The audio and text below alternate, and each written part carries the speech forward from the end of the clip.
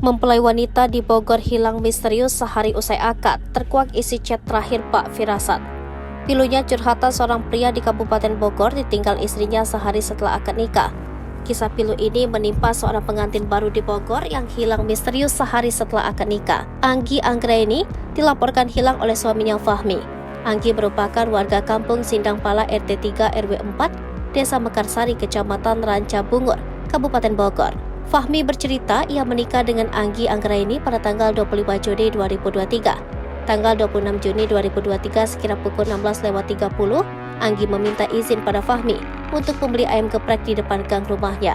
Anggi pergi dari rumah mengenakan kerudung hitam dipadu baju lengan panjang warna coklat dan celana ungu.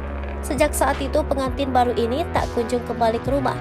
Malam harinya pukul 19, Fahmi justru menemukan STNK motor tak jauh dari lokasi Anggi membeli ayam geprek.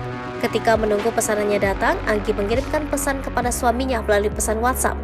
Fahmi mengungkapkan isi chat terakhirnya dengan sang istri.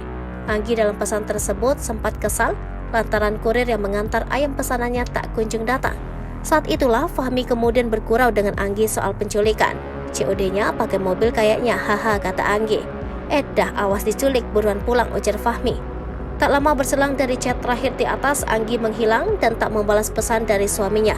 Hingga kini Fahmi masih bingung mencari keberadaan sang istri. Fahmi menekankan sebelum ini ia dan sang istri sama sekali tak memiliki masalah apapun.